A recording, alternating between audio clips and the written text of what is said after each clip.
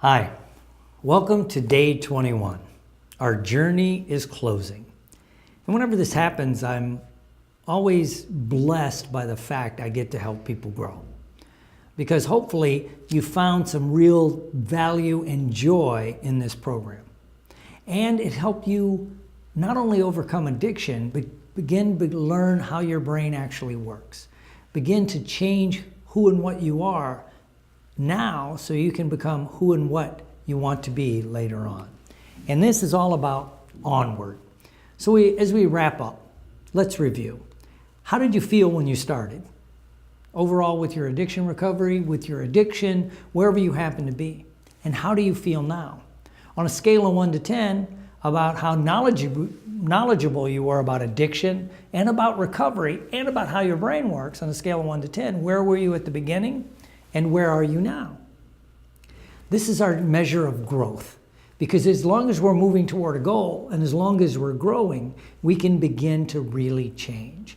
And as we change, we can connect with other people. So when you think about how you feel now, what else do you need to continue growing? So when you think about it, we can do this together. On day 1, we did an overview. We kind of looked at the overview of the program. I introduced the mind model, talked about a few things. On day 2, we did EFT. And hopefully you're still doing EFT and it's become a part of your routine. Many people do it first thing in the morning. Many people do it right before they go to bed at night. If you're having trouble sleeping, try doing this right before you go to bed at night. On day 3, we did the conscious-subconscious conflict. Day 4, we did triggers. Day 5, we talked about stress. Day 6, we did logical levels. On day 7, we talked about beliefs. On day 8, we did a reinventing yourself, a new you, which is about identity. Everything's about changing that core identity to move from addiction to go into recovery. Day 9, we talked about fear. Day 10, we did the physical body. Day 11 was the spiritual body. Day 12 was the mental aspect. Day 13 was confidence. Day 14 was steel resolve. Kind of goes with that, but we built on it. Day 15, we started the 12-step program. And we continued that 16, 17, and 18. We finished in the old format, the way it was done in the old days of a back to basics, where we immersed you in the 12-step program. Day 19, we did meaning. And day 20, we talked about human needs. Well, today we wrap it all up. But you can also begin to keep going backwards and reviewing your videos, reviewing your audios. Hopefully you downloaded them. If you haven't downloaded them, we suggest you download them now so you can go back and review the videos and the audios at your convenience. And every once in a while, just pick a random one and look at it. Because each time you go through it, you see something different. Because you'll be at a different place, so you'll pick up different ideas, different aspects. And our goal is life beyond addiction, to become a happy member of society, to develop a passion for living again, and really to enjoy a clean and sober life. And that's the secret of a happy life, of a free life, is being able to enjoy where you are now and where you're going. That's our goal. As I always say at the beginning, it's not just getting into recovery from drugs and alcohol, it's taking charge of your life so you can design a life worth living. So there's basically 3 decisions you make every day. Where is your focus? And what does that mean to you? So where's your focus today? What does that mean to you? And what action are you going to take today? Every day you make the same decision over and over again. Or is it a different decision in a new way? But you can decide how you're going to focus today. What am I going to focus on? Am I going to focus on the negativity in the world, the anger in the world, the pain in the world? Or am I going to focus on the joy and the happiness and the contentment? And what does that mean to me? You can focus on the joy and the happiness and contentment. It doesn't mean that there's no pain, there's no suffering, but it drives your action differently. Because wherever your focus goes, your energy flows. Where your energy flows, your focus goes. So it creates this loop. And they always say that if you want something to grow, have gratitude. Because gratitude makes you feel grateful for it. It gives you a positive energy. And if you understand the law of attraction, it begins to draw more to you. And you begin to take subconscious actions that reinforce it. I still use that analogy of my smiling dog. makes me feel grateful, makes me feel happy. So every time I see him, I gotta pet him, I gotta hug him, I gotta play with him, which reinforces him smiling at me, and it starts the cycle. Because again, my focus, which drives my attention, which drives my actions. So you wanna begin to do that for yourself. And really, when I started designing this program, I spent a lot of hours talking to people in recovery. And I looked at the people that really recover from an addiction and those that do not. And what, again, my parameters for recovering from addiction is they're happy, they're enjoying life, and of course they're not using drugs or alcohol. They've become the kind of person they want to be. So I looked at a lot of different parameters, if you will, people that recovered in the 12-step program, people that recovered in a spiritual program, people that got into physical aspects, body lifting, powerlifting, marathon running, whatever it was, or people that got into their family, people that got into their career, and people that just got into education. There's many different ways to recover. And if you step back and look at them all, I found there's some generalities. There are some generalities. So let's do, again, what the people that are in recovery do, the people that are happy. And so some of the things I found in this, those commonalities are, they find a purpose greater than themselves. They find a way to give back. Whatever it is, they find a way to give back. It might be through the 12-step program, might be through a spiritual program, might be through their family, could be through their career. It could be through, if they're working out and they're learning, they're getting information and they're sharing it. But in some way, they give back. If nothing else, they know that by being clean and sober, they're giving more time to their family, more time to their job, their career, more time to society. So this is one of the keys. And by being part of this greater than yourself, again, it could be family, it could be the physical aspects, could be church or a spiritual program, could be work or career, it could be the 12-step program. And all of these begin, and the people that really get happy, joyous, and free are the ones that balance the needs in their life. Somehow, even if they weren't exposed to the way we looked at it, very few people get that kind of information of the human needs, the significance and the connection, the certainty and uncertainty in that. But the people that are happy understand somehow they find that balance. There's a time for work, there's a time for play. There's a time for family, there's a time for work. It begins to balance everything. And once you have that, it's much easier to grow and to become the person you truly want to be. And people in recovery seem to be passionate. Usually when you're early in recovery, you're passionate about recovery. And passion ignites drive, because it gives you energy. Passion makes you excited. Think about when you first fell in love. When you're in love, you're passionate. You got energy. You can't wait to see this person. You can't wait to do something with them, right? It makes you want to be better, do better. That's what it does. And what passion does, it begins to cross over from one aspect to another. So you first get passionate about recovery, and then people begin, maybe they spill that back into passion about their family. Maybe they kind of lost that when they were in the addiction, or their career, or their whatever it happens to be. So passionate people have passion. And usually they have many passions. You don't have to be one passion. Passions like love. People act like, oh, there's only so much love. And any of us come from multi-sibling families know that you love all your kids. Do you love them differently? You love them, and there's no limit to it. In fact, most people argue the more you love, the more love you have. When you love a lot of things, your love begins to grow. If you hold it in and you cloister it, if you will, you begin to shut down. So the more you love, the more it grows. It's kind of like the Grinch who stole Christmas. When his heart shrank and when he started to feel love, his heart grows. I think that's the way we are with love. The more you love, the more it grows. And the same with passion. When you find something to be passionate about, I don't care what it is, it sparks you to do something. And then you can become passionate about many different things. And we always have to remember, usually people like being around passionate people, because most people live lives of quiet desperation and go to their graves with their songs still unsung. So when you run into somebody who's passionate, whether it's about their recovery, whether it's about a hobby, whatever it is, it's kind of interesting to see people with a true passion, because we all want that passion. We all want that drive. We all want that motivation, but we don't know how to do it. And so find it in yourself, and then you can help other people. You can't give away what you do not have. That's the number one rule. So when you have passion, you can help other people get passion. And then usually people that stay sober and really enjoy it realize they're never done. It's going to be an ongoing process. As one person said, I'll be done with my recovery probably 6 days after I'm dead. Because you're always growing, you're always learning, there's doing something. And most of the people that really get into it enjoy the process. They're learning about themselves.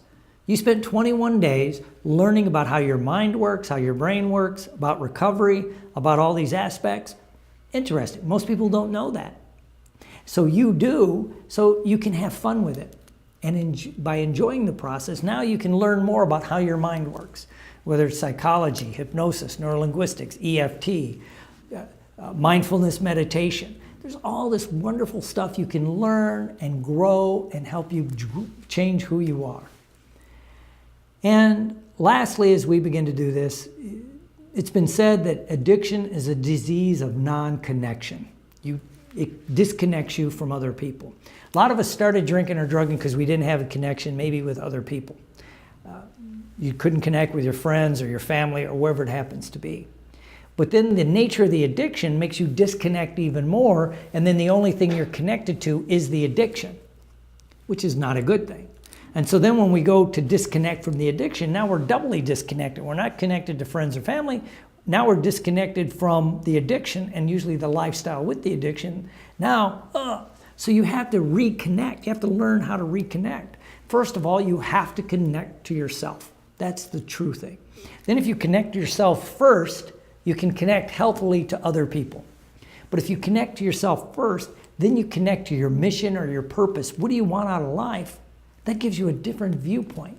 And people that have a purpose, a passion, a mission, it's magnetizing. So if you connect to that, then you connect to a better life, then you can healthily connect to other people. And we go back to that, significance and connection, now it becomes even more balanced. And this is our goal. This is what we want to do. And connection equals interaction, because we are social creatures. And again, addiction breaks normal connection. So what's your plan to use this information? What is your plan? This may be the most important journaling you've done in this 21 days. What is your purpose, your mission, and how do you plan on giving back?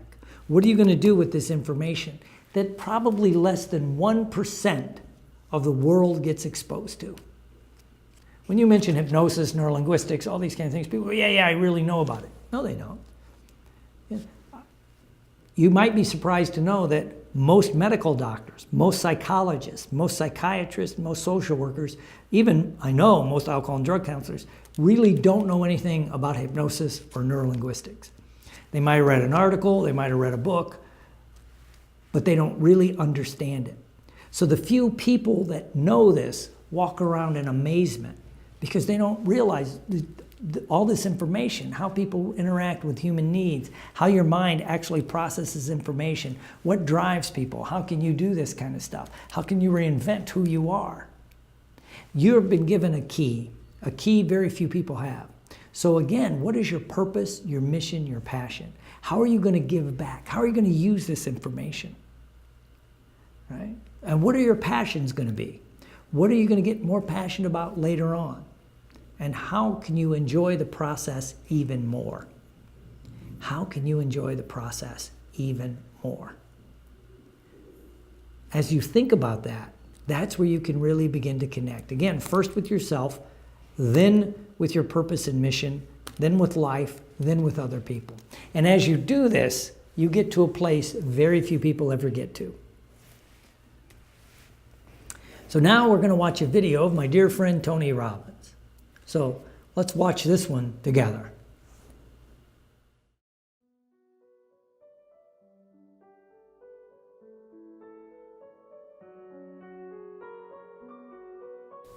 Think about it. You can look at any business, and if you want to know what shifts a business, what shifts your life, there's one force: decision making. Decision making is the force that shapes destiny, personal, corporate, business destiny. How many of you can think of decisions that you made years ago, 1 or 2 decisions, 5, 10, 15 years ago, that decision, you may not have realized it at the time, but that decision was one of the most important decisions of your life. If you'd made a different decision there, you'd gone a different direction, your life would be completely different today. Who can relate to this in your life? Say I. The secret then is getting darn good at making more effective decisions. Now, by the way, are we always gonna make the right decision, yes or no? Absolutely not, no way in a million years. But most people don't have the guts to make the tough decisions because they wanna make the right decision, so they make no decision. And that's a decision. Isn't it true? And what happens is the world takes them over. So decision making is the power. Now, there's 3 decisions you're making every moment of your life and of your business. You're making it right now in this room. And if you're watching here on film especially, you might make some decisions because you're not in the environment that's different. But the first decision you're making every moment of your life that affects your life and business is what are you gonna focus on? Because whatever you focus on, you're gonna feel. So as a business owner, every employee you have each day comes in and they make decisions about what to focus on. Some people focus on their own needs, some people focus on the customer's needs. Is that gonna change the quality of what your business does? How it does, yes or no? A little or completely? Completely. Some people focus on what they can't control every day. Can you predict, if you're focusing every day on what you can't control, how you're gonna feel about your life or your business? You're gonna be overwhelmed, you're gonna be depressed, you're gonna be frustrated. Right now, you're deciding what to focus on. You can be focusing on, okay, we're getting into it now. I got the energy, now we're gonna get into the meat of this. You're right, all business is decision making, better decisions, better life. Or you could be saying, wow, my neighbor smells after all that jumping up and down. Notice that focus, right?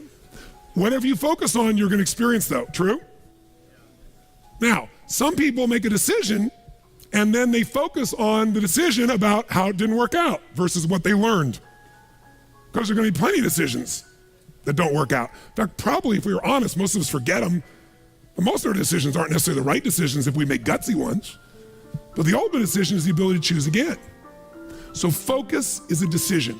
It's happening right now, it's happening in your business, but here's what we're looking for. There's a pattern of focus. At some stages in business, as you're gonna learn today, the focus of the entrepreneur in the business is increasing sales. And they increase sales, and when they're successful, they eventually fail. Because their sales are increasing, but what's not? Someone tell me, what's not? Profits.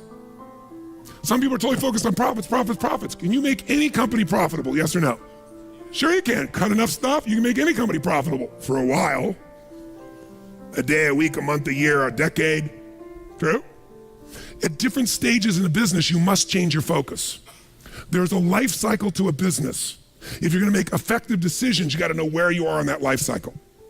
You make decisions differently for a teenager than a toddler, than a grown adult, don't you?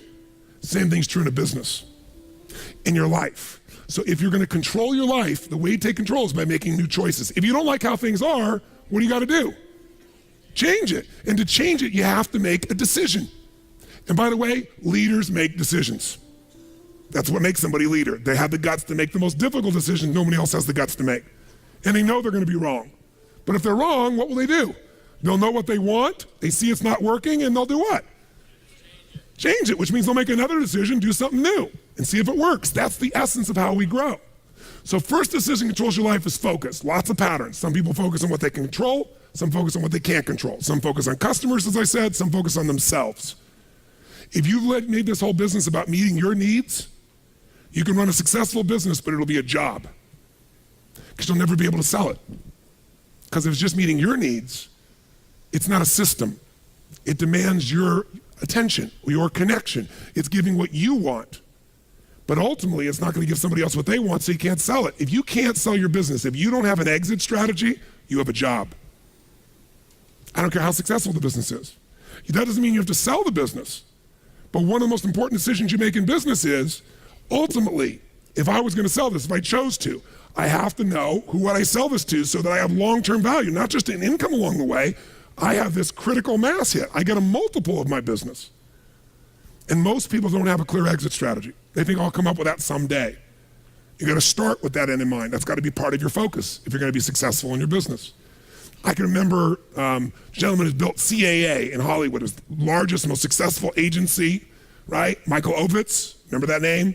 He put together Nike and Coca-Cola and these billion-dollar deals. And eventually Mike Ovitz went to go sell that business. He'd never thought through an exit strategy and he got almost nothing for it. Because the laws prevented him from selling it to a studio. He had to sell it to some of his employees for pennies on its real value. Now, Mike found a way to make money later on in another place off of Disney. But the bottom line is, the guy didn't have an exit strategy. Even though it was brilliant, made lots of money, in the end didn't get the value. Focus. Your first decision is, what are you going to focus on? Second decision, the minute you focus on something, you're going to feel it. So if you focus on, oh my God, the economy's coming apart. My industry's, people are not buying my product or service. They're shutting it down. Consumers are not spending the money. Is that going to affect your state? Yes or no? Now, should you lie to yourself and just pretend there aren't challenges? No, but you're going to have to focus instead on, what am I going to do? What's the need that's still there? In any marketplace, there's always still people buying. I've seen it throughout the years. Even in some simple little business, let's say you're a realtor. You have your own little real estate office, or you kind of your own salesperson. You got a couple people that work with you that help you leverage yourself. Something that simple. I remember years ago, I met a woman named Marty Rodriguez.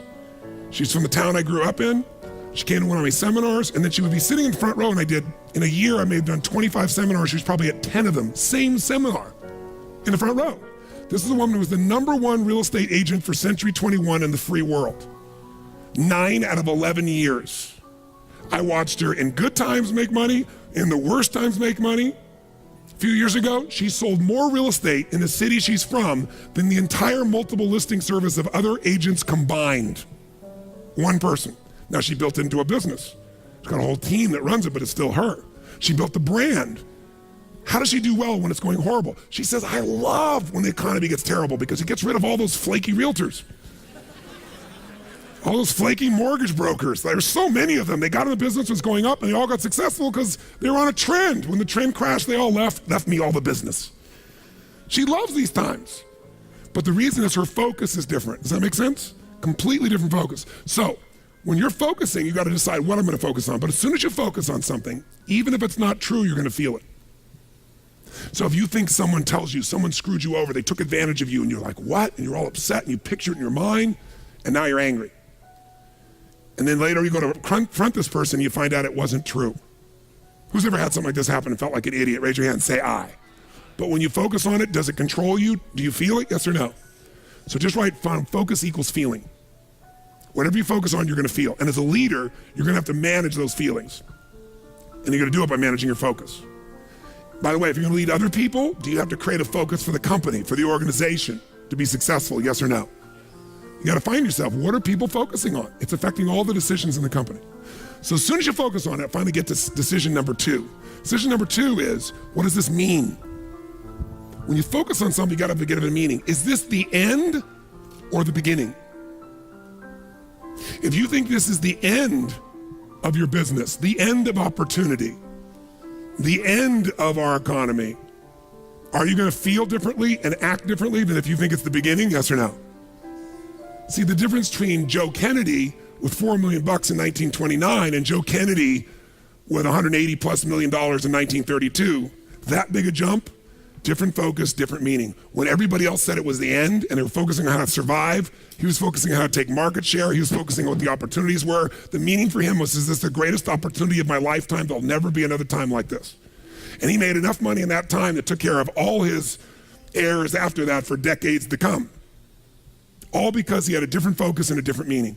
Listen, if you're in an intimate relationship and you think it's the end of that relationship, are you going to treat that person the same way as if you think it's the beginning? Yes or no? No. Somebody's laughing over here. They know. No way. But you know what? In the beginning of a relationship, what will you do for somebody you love? What will you do for them? Come on, what? What? If they say, would you take out the trash? What do you say? I'll take out the trash, of course. What else would you like me to do? Isn't it true? After 3 or 4 years, they say, or 5 or 7, they go, will you take out the trash? Person goes, what do I look like, your janitor? And they go, I don't know what it is. We don't seem to have the same attraction. I don't know what happened. Here's what I tell people. Treat people at the end of the relationship like it's the beginning, and there won't be an end. And that's not just your intimate relationship. What if your customers, what if you fell in love with your customers, with your clients, more than your product, more than your company? If your entire life was about meeting their needs, if you would do what for your customers and clients, you would do what? If you love your customers and clients, you do anything, guess what? They're gonna love you. But most people love their customers and clients as long as they buy from them, do what they want, respond to them. And when they don't, they go, that's the end. You want clients for life, not just customers? Fall in love with them. It's a different focus, isn't it? It's a different meaning. And that creates a different life because you make decisions differently from that place. There's another meaning. Is this punishment in my business? Am I being punished by God? Or am I being challenged? Or is this actually a gift what I'm facing right now? Whatever meaning you give controls what you feel. And what you feel controls the third decision. What are you gonna do? Right? The minute you give it a meaning, you get a feeling. When you get a feeling, you're gonna do something. You're gonna take action, you're gonna pull back. A whole economy is driven by this. People start focusing on, oh my God, maybe this is gonna go on forever. Maybe I'm not gonna get what I need. This might be the end of the way things are. I better pull in my reins. I better not spend this money. I better not take any action. And it becomes a self-fulfilling prophecy. How many know what I'm talking about here? So decision-making is your power. You wanna change your business? Think about whatever's changed your business in the past. I guarantee what's changed your business is some decisions you made. You made some decisions that shifted your business in a radical way, changed things in a way that shifted the game for you. Decisions about people, decisions about products, decisions about marketing or promotion, decisions about locations, decisions about what you're gonna offer, your offerings. Decisions, you wanna change your whole business, you can do it next few days just with some new decisions, but you're gonna get stimulated, all kinds of decisions to look at. You gotta decide which ones will make the biggest difference. Today, again, is gonna help you understand where those decisions need to be focused based on where you are in the life cycle of your business and where you are in your personal life cycle. By the way, do you make decisions differently? Do you look at time differently when you're 20 than when you're 30, than when you're 40, than when you're 50, than when you're 60, than when you're 70, yes or no? It'll affect your decisions. As you come back, I want you to realize that we live in a unique age. I always say, may you live in interesting times. We're living in interesting times.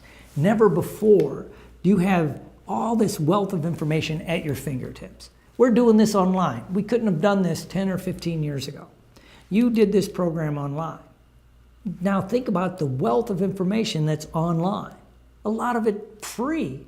Go to YouTube, type in self-development, type in how your brain works, type in NLP, type in hypnosis, type in Tony Robbins, type in Deepak Chopra, and all these videos come up that you can watch. Why not spend 10 or 15 minutes a day watching or reading, if you'd rather read, go get books, about this. All you have to do is Google it. Articles come up if you would rather read. What if you spend 10 minutes nurturing your mind in a way that helps you grow? Whether it's watch a video, whether it's listen to an audio, whether it's read something. One of my greatest joys is when people come back and tell me years later that it started them on a path. They read self-development. They got into listening to audio tapes, or back then it was tapes, self-development programs, and it changed who they are. One person says they had a pretty long commute. Once a month they had to drive to a different office. And so what they did, they started listening to YouTube videos or audible books that were all about self-development. Because as they said, it's like, I used to spend 3 hours in the car one way once a month coming back and forth. And rather than listen to the radio, why don't I nurture my mind? And the side effect, he said, was the drive flew by. It just literally flew by because he was thinking, he was changing. Oh, that's an interesting point. And he's got like 10 books that he keeps listening over and over again. So what I want you to, if you want, shoot me an email. I'll send you a list of the books that are on my Audible and some of the YouTubes I constantly watch. And then I'm always adding new ones. I get feedback from people. Hey, have you seen this? Hey, have you seen that? And people are always uploading and adding new information. And again, the more we learn about neurology and psychology and the neurochemical aspects of what we're doing, the more we can grow together. So as we really begin to wrap it up, I'd like you to think about how we're going to go onward. What are you going to do? Listen to the recordings. Hopefully you've downloaded them. The audios and the videos, because you can always go back. Again, I said it yesterday, I'll say it today. When you watch them the second time, the third time, you see something a little different. You see something a little different because you're in a different spot. you can't step in the same river in the same spot ever again, because the river's constantly moving and you're constantly changing. Every few months, every cell in your body has changed. Why not use that kind of thinking for our mental aspect? So how are you going to use this program? Are you going to review your notes, look at them and say, I still need to work on this, I still need to work on that?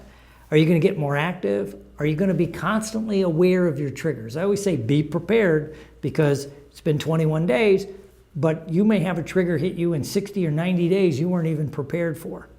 But know that it may happen. And so I ask that you enjoy the process, because this has given me a lifestyle I couldn't imagine. When I was growing up, I figured I was going to work in a steel mill, and not that that's not honorable work, but I thought that's what I would do. And because certain things led me in a certain direction, I was blessed, truly blessed, to begin to learn this information. But I wasn't ready for all this until I went through the hell of an addiction. One of the things I firmly believe is that people that have been through addiction know what hell is like. The physical hell, the mental hell, the emotional hell, the spiritual hell that an addiction takes you into. And as you begin to get there, I was given the gift of desperation. I was desperate. I went through recovery, long-term treatment. I would do okay and then relapse. I was one of those people. And then finally, something happened. I was given these tools that we've been going over, and my life started to change. And I always say it didn't just save my life, it gave me a life worth living. And for that, I'm eternally grateful. And that I get to help people on the way. And now I challenge you to help other people on the way, because that's what it's all about. And so it's always sad to say goodbye. But again, every ending is a start. What are you going to do now? How are you going to give back? So I'd like to thank you. Now we're going to do our relaxation. But I'd like you to just think about all of these things and enjoy the process. Because there's not another one like you. Of all the billions of people on the planet today, and all the ones that lived before, and all the ones that we know of that will live after, you're the only you. No one else is exactly like you. So why not use this information to make yourself even more special and more unique, and to grow and to become the person God and the universe wants you to be? I believe everything happens for a reason. And for some reason, you did this program. And maybe we haven't met in person yet, but I hope one day as we trudge the road to happy destiny, we run into each other. But how can you grow? So now we're going to do our relaxation. So take a deep breath and relax.